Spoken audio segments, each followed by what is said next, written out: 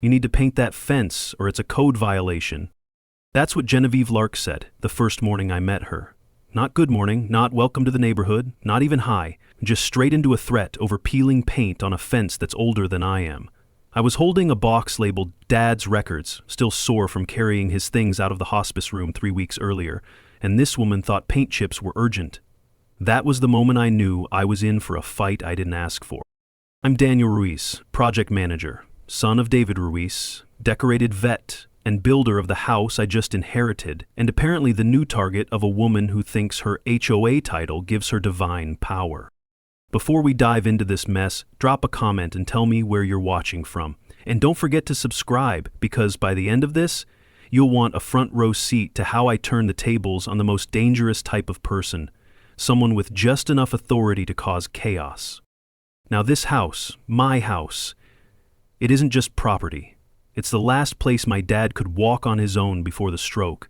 It's where he hung that worn leather punching bag under the pecan tree, the one he said reminded him of his own father. That tree's still there, still standing. I was 8 when I carved my initials into it.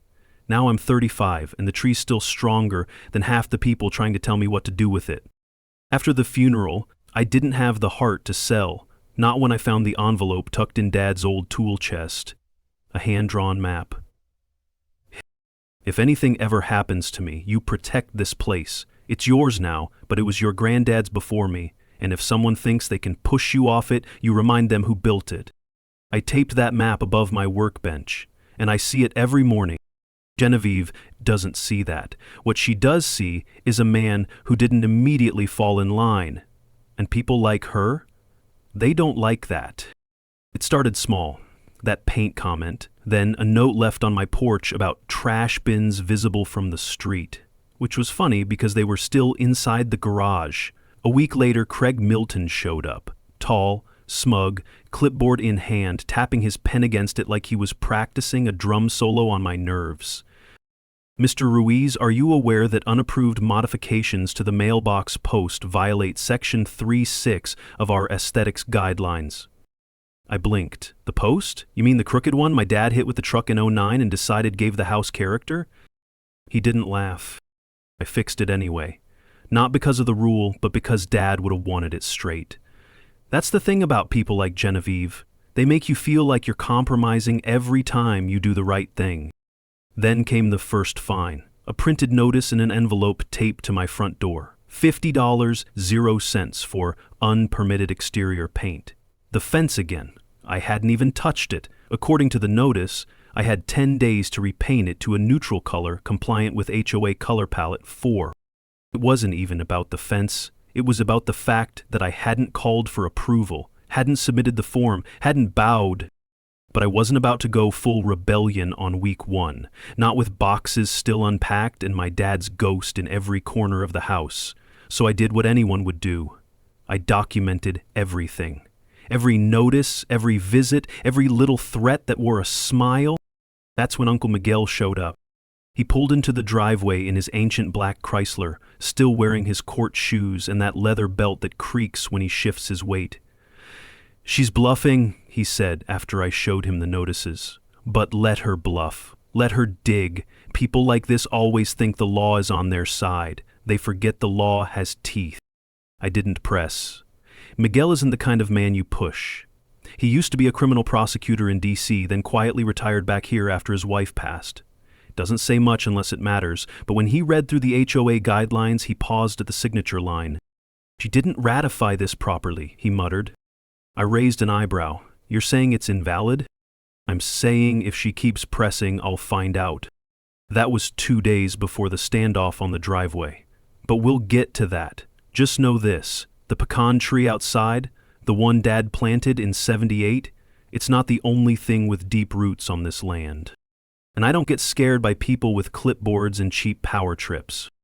Genevieve didn't knock. She never knocked, just marched right up like she owned the place and stood on the edge of my lawn with that smug little tilt in her chin. Her blazer was lemon yellow this time, bright enough to blind a deer, and she held a laminated folder like it was a sword of truth. I was repainting the old porch railing, same shade of deep pine green it's always been. My dad picked it because it matched the shutters his father installed. The moment Genevieve saw the color, she scoffed like I'd insulted her ancestry. The color isn't part of HOA Palette 4? I didn't even look up. It's the original color. Been on this porch since 1981. Doesn't matter. Our updated guidelines were ratified in 2020. Anything non-compliant must be corrected or fined. She said it like she was offering cake. I lowered the brush and leaned against the post.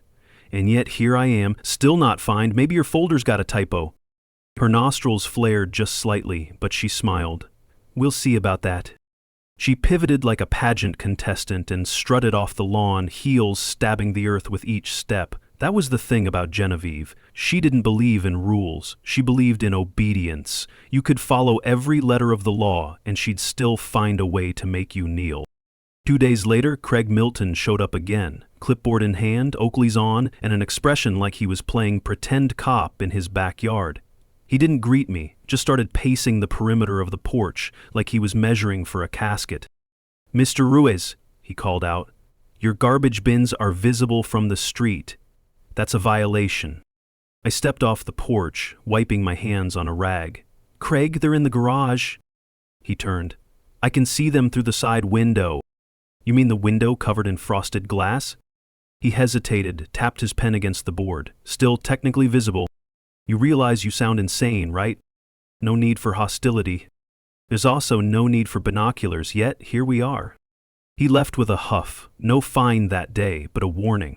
A week later, the warning became a formal notice. $75.00 due in 10 days. Reason? Exterior storage in breach of Section 4.1. Uncle Miguel sat across the table, flipping through the notice while sipping coffee like it was just another legal brief. "They're baiting you," he said. "I know. They want you to blow up, snap, start screaming on someone's ring cam so they can paint you as unstable. Well, they'll be waiting a long time." Miguel nodded, setting the paper down. "Good. Because if you hold, you'll have more leverage. And if you document it right, your record will bleed cleaner than theirs." That night, I opened a fresh journal, wrote down every date, time, and interaction. I printed photos, recorded Craig's next visit with my phone sitting innocently on the porch rail. They weren't even being subtle anymore. He walked up, measured the distance from the tree to the sidewalk, muttered something about shade obstruction, and left a sticky note on my mailbox. "Expect a citation for untrimmed growth." Uncle Miguel just chuckled when I showed him. "Is they're treating you like a rookie defendant? Good. Let them." "What does that even mean?" I asked. He leaned back. "When you're a prosecutor, the smart criminals lie low. The dumb ones, they advertise, flashy cars, loud mouths. That's how they get caught." "You're saying this is good?" "I'm saying every time she overreaches, she builds your case." The only person who didn't laugh was my mother. Rita stood in the kitchen doorway, arms folded, watching me file documents into a labeled folder. "This house has enough ghosts," she said softly. "Don't let her add more." I looked up. "I'm not looking for a fight, Mom." "I know, but fights have a way of finding us." By then I'd stopped thinking of Genevieve as a nuisance. She wasn't just enforcing rules, she was inventing them, and each one came faster than the last. But the real shift happened when I drove by the community board one morning and saw something taped there under a plastic sleeve. A photo of my house, zoomed in, crooked, taken from the sidewalk. Printed underneath in bold red letters, "Repeated violator under review." That's when I realized this wasn't just about code enforcement. This was a campaign. The performance. And someone was clapping for her in the background. I stared at the flyer on the community board longer than I should have. My house, my porch, even the slant of the afternoon sun, plastered in public like a mugshot. There was no mistaking it. Genevieve wasn't just enforcing rules. She was building a case, not for the HOA, for her ego. That night, I sat at the kitchen table thumbing through the bylaws again. Miguel stood by the window, arms crossed, eyes scanning the lawn like he expected someone to come measure the grass height with a ruler. "She's trying to isolate you," he said, "shame you into submission." I nodded. "Well, she's gonna need better paper."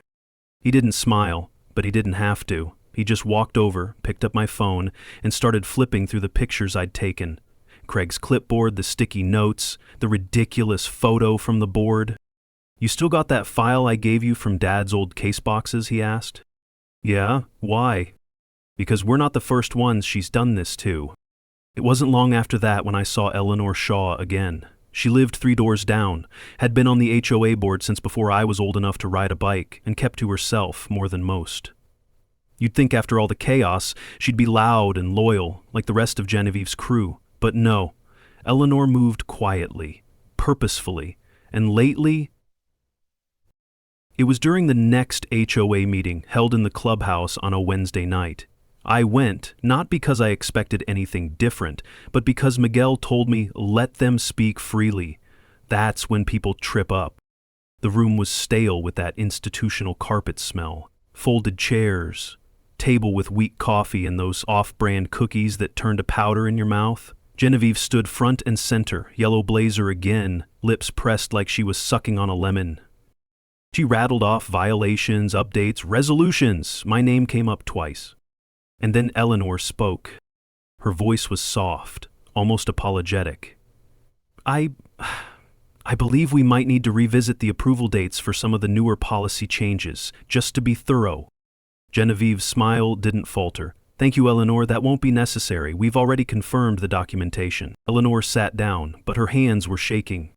After the meeting, I stepped outside into the humid night and waited. Sure enough, Eleanor exited minutes later, clutching her purse like it might blow away in the breeze. She didn't see me until I spoke.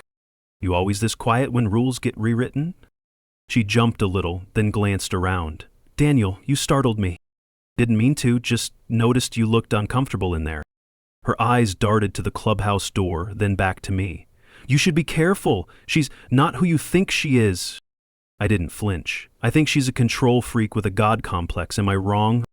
Eleanor hesitated. Her lip trembled, just barely. "Some of us didn't want this, but once she took over, it was too late to stop her without looking disloyal." I took a step closer, lowering my voice. "You signed off on her presidency?" She shook her head. So fast it looked instinctive. "No, I never did, but the paperwork..." Her voice trailed off. "You're saying it was forged?" Her face tightened. She didn't say yes, but she didn't say no either. Before I could press further, she reached into her purse and fumbled with something. Then she handed me a folded receipt. Gas station ink, barely legible. Scrawled on the back were 4 numbers and a date. "What is this?"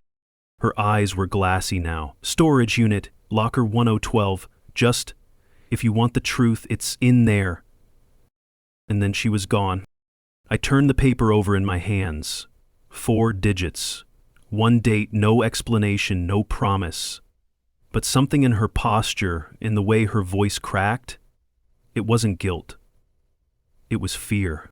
Back home, Miguel was already on the porch, sipping coffee like he'd never left the spot. "Well?" he asked. I handed him the paper. "We've got a silent witness." He glanced at it, smirked. "And a breadcrumb?" I looked past him at the pecan tree, still standing tall beneath the porch light. Its roots ran deep, deeper than Genevieve knew, and suddenly, I didn't feel so cornered anymore. And hey, have you ever had to deal with an HOA that pushed too far? Drop your story in the comments, or just let me know where you're watching from. You're not alone in this fight, and trust me, it's about to get a lot more interesting. Miguel tapped the storage unit receipt against his palm while I raked fallen pecan shells from the porch steps. The sun was barely up, but something about that number, 112, sat heavy in my gut. "Blacker like that," Miguel muttered. "She wouldn't risk it unless it held leverage or liability." I nodded, brushing shells into a pile. "And Eleanor gave it up without blinking?" Miguel's eyes narrowed. "She blinked. Just not at you." We didn't go to the storage unit that day. Not yet. We weren't ready. Miguel always said never step into a fight before you've mapped the exits, but it was like the universe couldn't wait for us to act. Because that afternoon, Genevieve brought the fight straight to our driveway. It started with Craig's voice, loud, echoing off the front windows like a loudspeaker. I was inside organizing documents when I heard, "This isn't up to code." By the time I got outside, Craig was pacing near the pecan tree, pointing at a cracked concrete edge where the old driveway met the newer patch Dad and I poured a few years back. Miguel stood, calm and unreadable, hands in his pockets. Genevieve was already on our property, red blazer this time, no clipboard, just fury. This whole setup is unsafe, someone could trip. Miguel arched an eyebrow. You trespassed because of a crack in a driveway? This is an HOA emergency, she snapped. Funny, he said, because you're the only one creating danger here. That's when it happened. Genevieve stepped back, pulled open her leather purse, and drew a small black pistol. It wasn't pointed directly at us, but it didn't have to be. The weight of it changed the entire air around us. My chest tightened. I moved instinctively in front of Miguel. What the hell are you doing? She didn't blink. He was aggressive. I felt threatened. Miguel didn't move an inch. His voice dropped, calm as always. I used to prosecute felonies for a living. If you so much as twitch that trigger finger, I'll make sure you never touch daylight without supervision again. Genevieve's hand trembled, just slightly, but enough. I pulled out my phone and hit record. You're armed, I said, steady, on private property, with no warning and no provocation. Craig stammered. We should call security. You're on my land, I said, and the only emergency here is your boss losing her mind. That's when the cruiser pulled up. Blue and red lights painted the tree trunk. Officer Harrow stepped out, looking more exasperated than alarmed. I got a call about a disturbance, he said. I gestured to the gun. There's your disturbance. Genevieve turned, already flipping to defense mode. This man's uncle was verbally threatening. I acted within my rights. Miguel spoke before Harrow could. Would you like to see the footage? Officer Harrow looked between us. He'd been around long enough to know the HOA's tricks. And mine. Slowly, carefully, he asked Genevieve to lower the weapon and hand it over. To her credit, or maybe her horror, she complied. She was not arrested. Harrow took statements, made notes, promised a report, but we all knew what we saw, and more importantly, I had it on video. After they left, Miguel finally exhaled. She cracked. She pulled a gun, I said, still stunned. She cracked, he repeated. And now, we don't chase her, we wait. Let her spiral. She just lit the match. That night, I backed up the video to 3 places: cloud, drive, USB. I sent one copy to Brenda Cole, a local journalist Miguel once coached through a court process when she was just a blogger with a Blogspot link and an attitude. Her reply came fast. Holy hell, you've got something here. But we didn't go public. Not yet. This wasn't about headlines. This was chess, and we had just forced Genevieve into check with her own move. And if you've ever had someone pull something insane just to win a fight, they might not know who they're dealing with. Drop your story in the comments or tell me where you're watching from. You're not alone, and things are about to shift in our favor. Miguel didn't say much that morning. He just stood in the driveway, sipping coffee like he had the day before, except now there was a different kind of quiet between us. The kind that comes after someone's pointed a gun at your chest and called it procedure. But the silence didn't stretch long. We're going, he said, tossing me the keys to his Chrysler. Locker 112. We didn't speak much on the drive either. It was early, barely 7. The roads were empty, the air damp with the kind of stillness only southern mornings carry. The storage place sat behind a chain-link fence off Route 9. No sign, just gravel, rust, and a keypad faded by sun. Miguel typed in the code Eleanor had scribbled on the back of the receipt. The gate creaked open. The hallway smelled like paint thinner and cardboard, concrete floors, flickering fluorescence. The echo of our boots bounced ahead of us. We found the unit, 112, tucked in the corner under a light that blinked like it couldn't decide whether to die or stay alive. Miguel knelt, undid the padlock Eleanor had left slightly cracked, and opened the metal door. What we saw wasn't dramatic. Just boxes. 4 of them. Unmarked, dusty, and sealed with brittle tape. Miguel gave a low whistle. People don't hide junk like this unless it matters. We pulled one out, opened it carefully. Inside, neatly filed, were HOA records, not copies, originals, meeting minutes, voting tallies, policy amendments, hand-signed letters. Miguel pulled a folder, flipped through it, then stopped, cold. Here, right here. He handed it to me. The paper felt old, fragile. At the top, Board Leadership Ratification 2020. Beneath it, Genevieve's name, Craig's too, several signatures below that. But Eleanor's? A slash. Not even a full name, not notarized, not dated. He should have signed, I whispered. Miguel nodded, which means the vote didn't hold, which means Genevieve's position never existed legally. We opened another box. Inside, voice memos on labeled cassette tapes, HOA meetings from previous years. Miguel pocketed one. We'll need to get these digitized. Then something odd. At the bottom of the last box, beneath a pile of receipts and correspondence, was a brown envelope. No label, no stamp. Inside, photographs. Printed ones. Matte finish.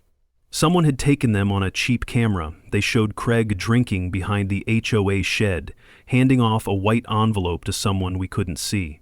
Another photo. Genevieve standing outside a black SUV, mid-shout, clipboard clutched tight.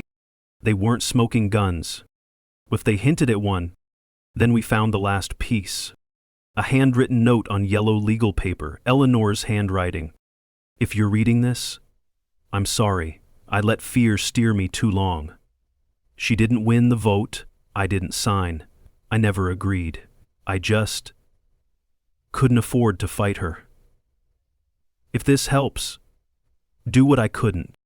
Miguel folded the note carefully. We have a timeline now, motive, pattern, and enough reasonable doubt to bring this to light. I looked around the unit again, so ordinary on the outside, so full of quiet war on the inside. As we shut the locker, the light above us finally gave out with a small pop. Miguel smirked, symbolic. On the way back, I stared at the pecan tree from the passenger seat as we pulled into the drive. The sun caught its trunk just right, shadows slicing down its bark like time itself was carving a warning. I stepped out and looked at Miguel. We have the bullets, now we need a plan. His answer was immediate. Let her make the next move, and when she does, we show the neighborhood who's really been breaking the rules. Ever felt like you were digging through dust just to find a piece of truth? Tell me your story in the comments, or drop where you're watching from. The silence is over, and we've got the paper trail to prove it. Miguel didn't waste time. The moment we got home, he spread the documents across the dining room table, like a general preparing for war. The handwriting on Eleanor's note sat in the center like a compass. We don't go nuclear yet, he said, eyes scanning meeting transcripts. We build, brick by brick. I nodded, flipping through the HOA bylaws again, pages I'd come to memorize like scripture, but now, with those unsigned ratification forms and Eleanor's quiet confession, every paragraph felt loaded with meaning. That afternoon, I walked back out to the porch, let my eyes drift up to the pecan tree. Dad had nailed an old wind chime to one of its thicker branches, the kind made from scrap metal and bottle caps. It never rang unless the wind came from the east, and even then it sounded more like a warning bell than music. It rang now, just once. I took that as a sign. So I walked into the garage and opened the old tool chest where Dad kept everything from house blueprints to car titles. Tucked beneath a stack of water-damaged invoices, I found the document I didn't know I needed. An original, notarized copy of the neighborhood's founding agreement from 1989. Signed by my grandfather, and just beneath it, a clause. Section 9.2, no policy changes, board elections, or leadership appointments shall be considered valid without the ratified and recorded signature of all active board members within 30 days of notice. 30 days. Genevieve's election had no such record. Her name was printed on ballots that no one remembered casting, and Eleanor? She was never even asked to sign, just told to show up and smile. I brought the document into the kitchen, laid it on the table. Miguel's eyes flicked to it. Where'd you find this? Dad's tool chest. He smiled faintly. Of course, the man treated bylaws like bedtime stories. We spent hours assembling the case. Miguel cataloged everything, the storage unit note, Eleanor's handwriting, the invalid vote record, the obscure 1989 clause. Then, with a precision I couldn't help but admire, he began drafting a cease and desist letter. This is what we hit her with first, he said. Not in public, not online, not even at a board meeting. Direct, legal, unignorable. But I knew that wouldn't be enough. Genevieve didn't fear paper. She feared exposure. So I called Brenda.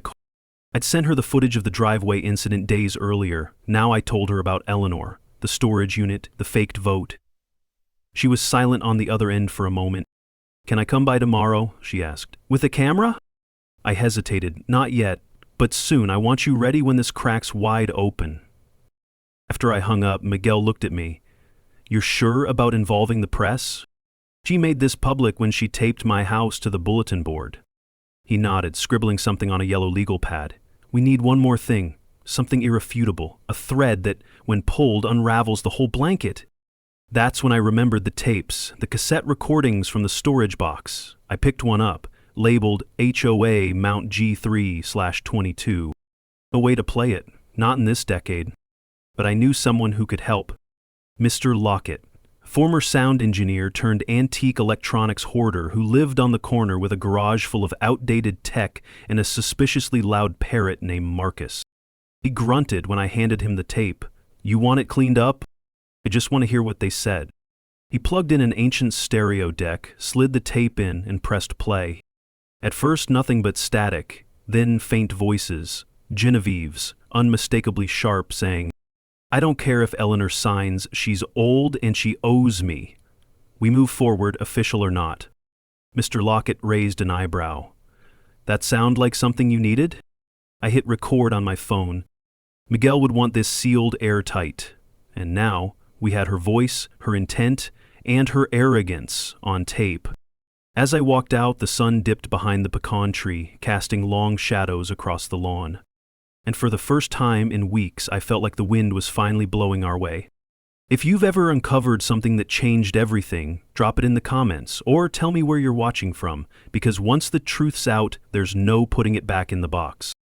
Miguel played the recording again, this time through his laptop speakers, adjusting the volume so every word landed clean.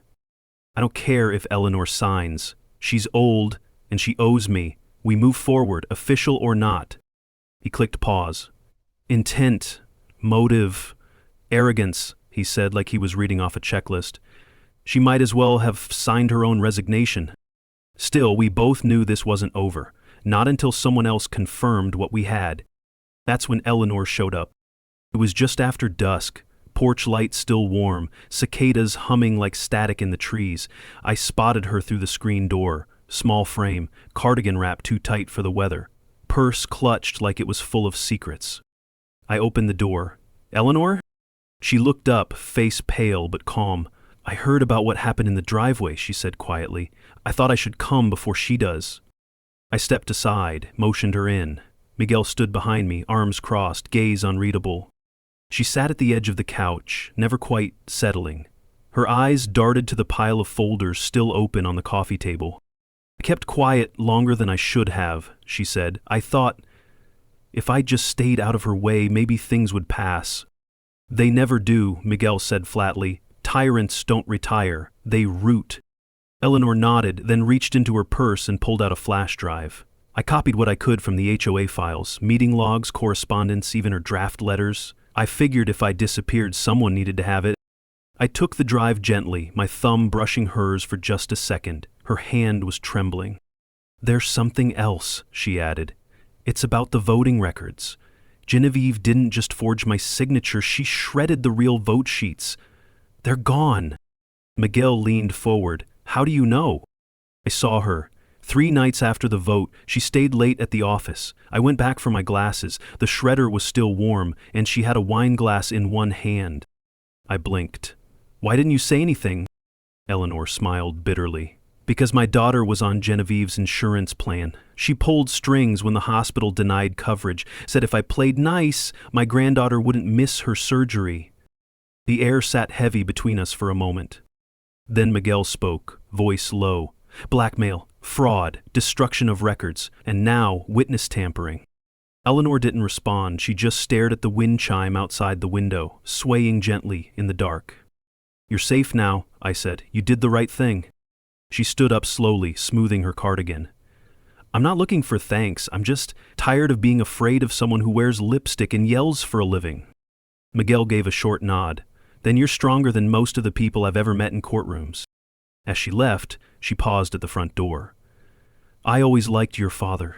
He used to fix my fence without ever being asked. Said it wasn't about rules, just being a decent neighbor. She stepped out into the night before I could respond. We sat in silence for a while after that. Miguel finally broke it. You realize this flash drive might be the nail. We're not just holding paper anymore, I said. We're holding truth. Miguel smirked. You sound like a lawyer. I glanced at the pecan tree again, branches bending with the breeze, moonlight threading through the limbs. No, I said, I sound like my dad. Miguel stayed up most of the night with the flash drive Eleanor handed us. Every few minutes I'd hear his chair creak or the sharp flick of a pen clicking open and shut.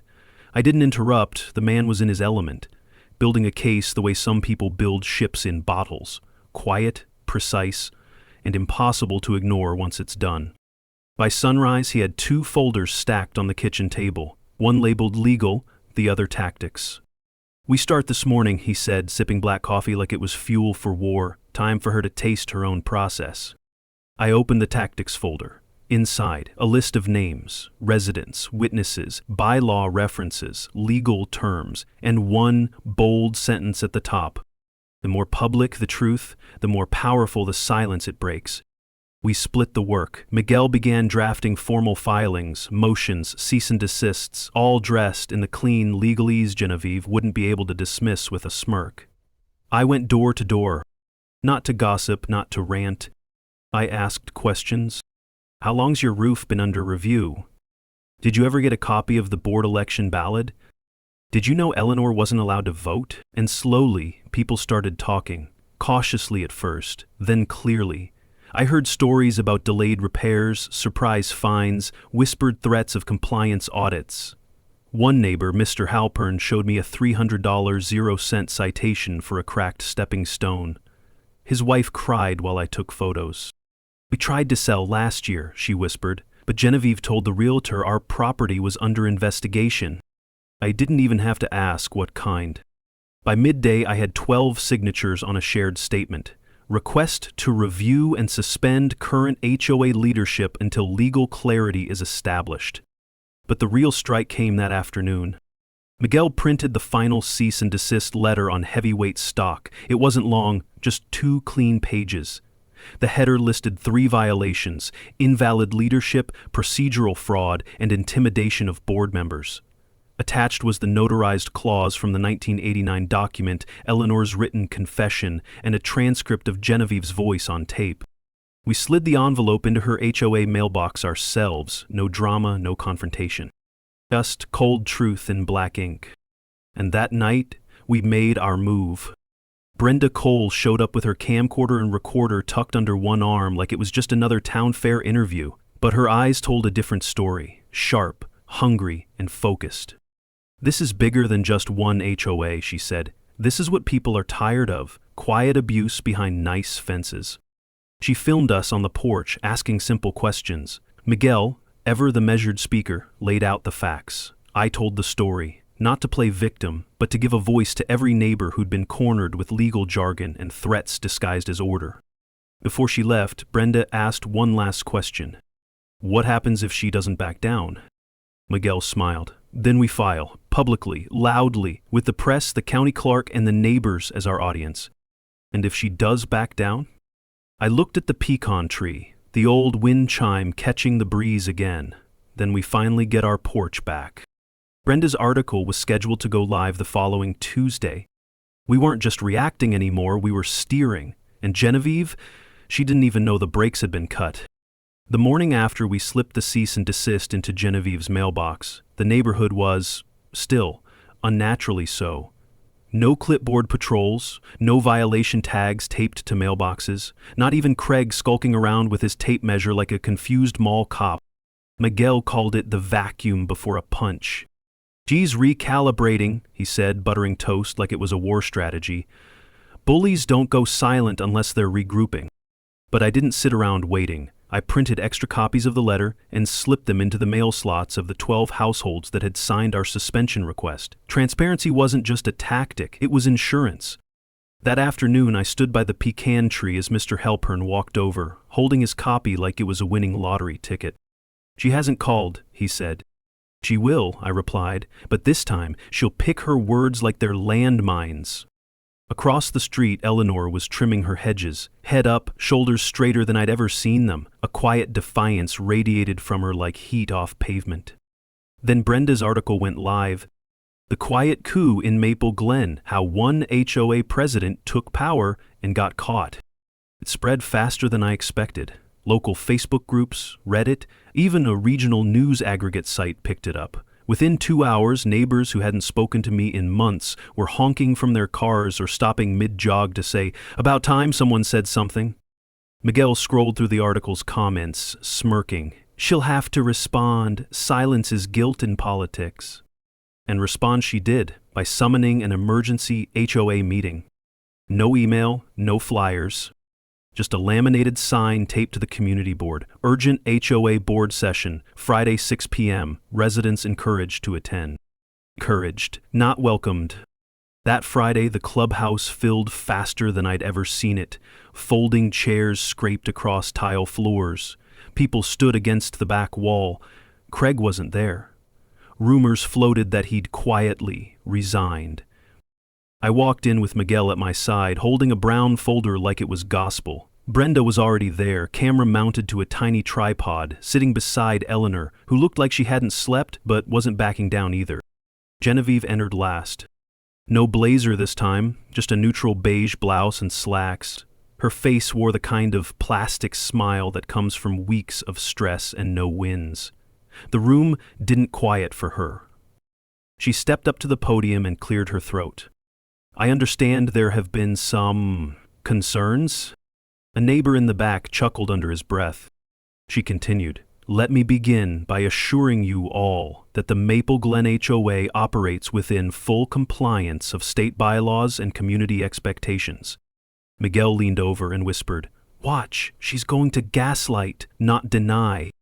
Genevieve flipped through a binder, probably preloaded with fluff. Any allegations regarding forged signatures or improper procedure are being reviewed internally. That's when I stood up. "By whom?" I asked. She blinked. "Excuse me? You said it's being reviewed. Who's doing the reviewing? You?" A ripple moved through the room. Miguel stayed seated, but his hand lightly tapped the folder's spine, once. Calm, controlled. Genevieve's tone wavered. "The board, what remains of it, is handling the matter as per HOA regulations, which were invalidated," Eleanor said, her voice rising from the second row, "by the 1989 clause, and I never signed the ratification." Silence. Genevieve's lips twitched. "That's a serious accusation." Miguel stood now, slowly, and opened the folder. "Then maybe you'll enjoy a serious answer." He handed Brenda a printed document, then turned to the crowd. "We have the original HOA charter, a recording of the president admitting procedural fraud, and 12 residents demanding a leadership review." The room erupted, not chaos, but energy. People clapped, some stood. Brenda pressed record. Genevieve didn't speak, she didn't move. She just stared. A woman who built an empire out of rules, finally facing the one thing she never prepared for. A room full of people who weren't afraid of her anymore. Ever seen the moment power shifts? When someone used to being obeyed finally gets questioned?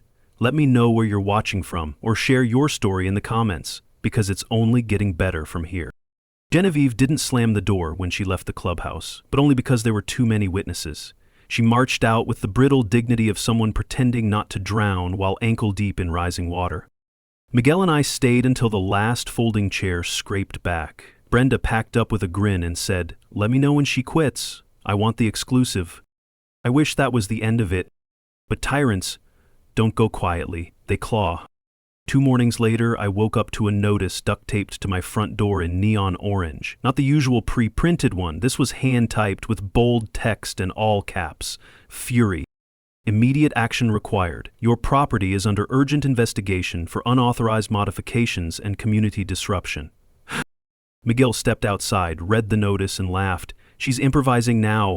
We took it inside and photographed everything. Miguel stapled it to a fresh legal file labeled retaliation. "This," he said, "is how she writes her own eulogy." I figured she might try to intimidate me, but I wasn't ready for what came next. Around 4 p.m., while I was restacking HOA documents in the garage, a neighbor named Karen Mayfield walked up the driveway. Nervous smile, fidgeting fingers, HOA violation in hand. I just got fined for the flower bed my husband planted last year.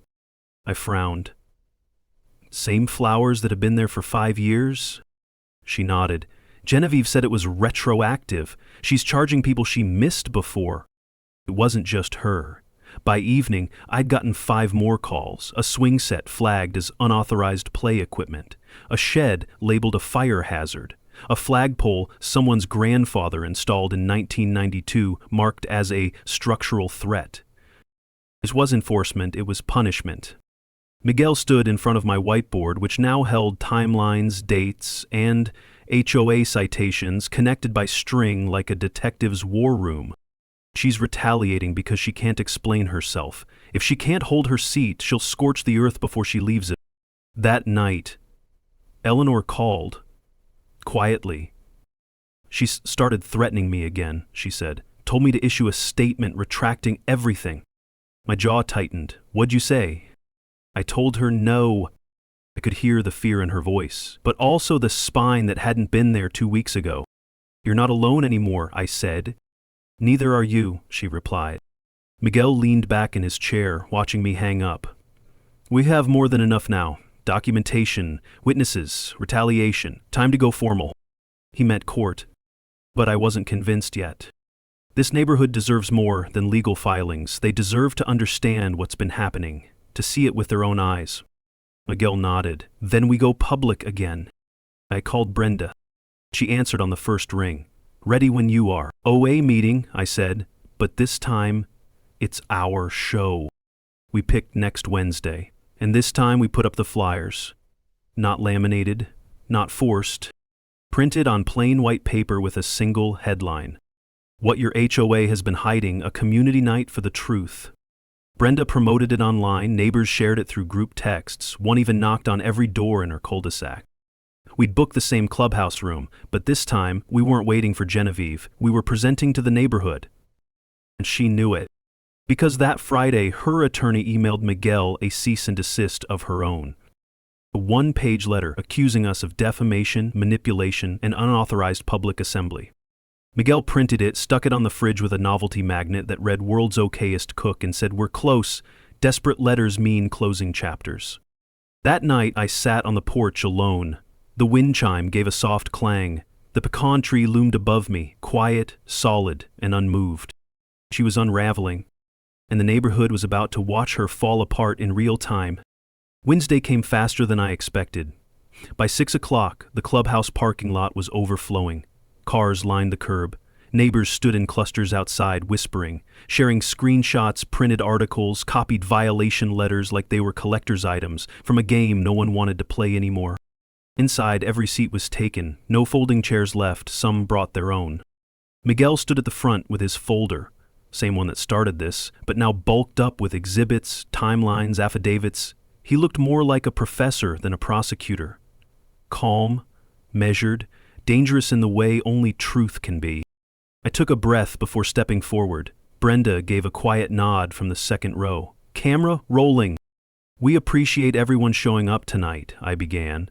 This isn't an official HOA meeting. This is a community conversation, because there's been too much happening behind closed doors. No one interrupted. We're not here to yell. We're not here to humiliate. We're here to tell the truth. I stepped aside. Miguel clicked the projector remote. The screen behind us lit up. Slide 1, the 1989 charter, highlighted clause about required board signatures. Slide 2. Genevieve's ratification paperwork, missing Eleanor's signature. Slide 3, the audio clip, her voice played through the speaker. I don't care if Eleanor signs. She's old, and she owes me. We move forward, official or not. A low murmur rolled through the room. Miguel took over. We've compiled records from a storage unit Eleanor Shaw had access to. Documents proving multiple violations of HOA procedure, including destroyed vote records, retroactive fines, and unapproved amendments. Then Eleanor stood. She didn't raise her voice. She didn't need to. I served on this board for 16 years. I watched it change. I watched a neighbor turn into a tyrant, and I stayed quiet until now. The room was silent. Eleanor's eyes swept across the crowd. She forged my signature. She shredded real ballots, and she made me complicit through silence. She stepped back. That's when the door opened. Genevieve. She didn't strut in this time. No blazer, just a simple blouse, tightly buttoned, jaw clenched. She paused in the back, scanning the crowd. No one offered her a seat. She walked to the aisle, stood near the edge of the projector light. "I don't know what this circus is," she started. "You know exactly what it is," I said. "It's the meeting you refused to hold." Genevieve ignored me and turned to the room. "These are lies, fabrications designed to undermine years of structure and effort.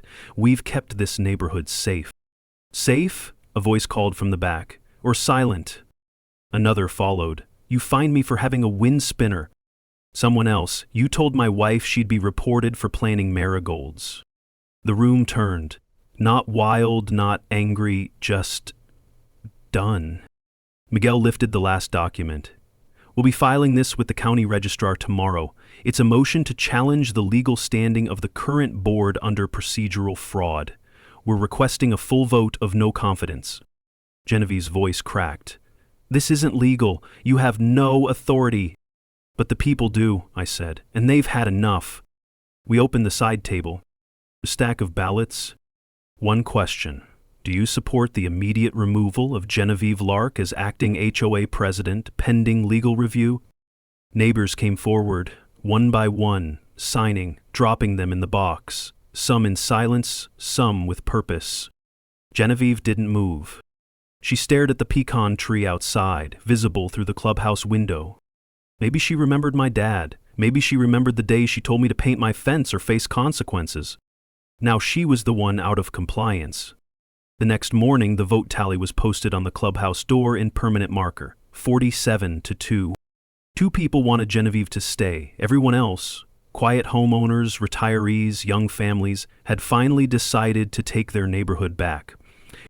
She didn't show her face the next day, or the day after. The HOA mailbox, once stuffed with violations and threats, sat untouched.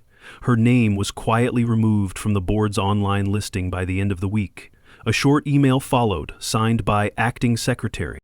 Effective immediately, Genevieve Lark has resigned from her position as president of the Maple Glen HOA, citing personal reasons. No apology, no acknowledgement, just an exit as graceless as her rule. But we didn't need her confession. We had each other's stories, and we had the proof. By the time Miguel and I returned from filing the county documents, the neighborhood had already shifted. People waved more. A couple built a new swing set without asking. Someone planted sunflowers by the community sign. No citations followed. Eleanor sent me a pie with a note that read, "I hope your father would have been proud. Thank you for helping me find my voice again." I didn't respond in words. I just left her mailbox open with a handwritten thank you card tucked inside. Signed simply DR. As Miguel, of course, wasn't quite done. He called the HOA attorney directly. Calm voice, simple request. "We'll be reviewing the last 3 years of budgets, fines, and board purchases. If you'd like to cooperate, now's the time." The line went dead. He smiled. "They're going to spend months cleaning up her mess." I walked back to the porch that night with a fresh cup of coffee and sat beneath the pecan tree, same one my dad planted, same one Genevieve tried to say was obstructing visibility. The wind chime rang once, clear, clean. I looked over at the old bench my grandfather built, half covered in ivy. For years it just sat there, silent, a symbol of what was. Now it felt like what would be. My father once told me, the rules are there to protect good people, but when bad ones hide behind them, you don't play their game, you flip the board. That's exactly what we did. We didn't yell. We didn't vandalize. We didn't run. We stood. And we used the law the way it was meant to be used, like a lantern, not a weapon. The pecan tree's shadow stretched across the lawn as the sun dipped low, painting everything in gold. The same porch, the same fence, the same wind chime, but a different world now, one we rebuilt ourselves. In the end, it wasn't about the fines, the paint, or the signatures. It was about reminding them This house isn't just mine, it's my legacy. My family's name is carved deeper than any HOA. Ever had to stand your ground against someone who thought they could rewrite the rules? Drop your story in the comments or just tell me where you're watching from. We see you. And trust me, you're not alone anymore.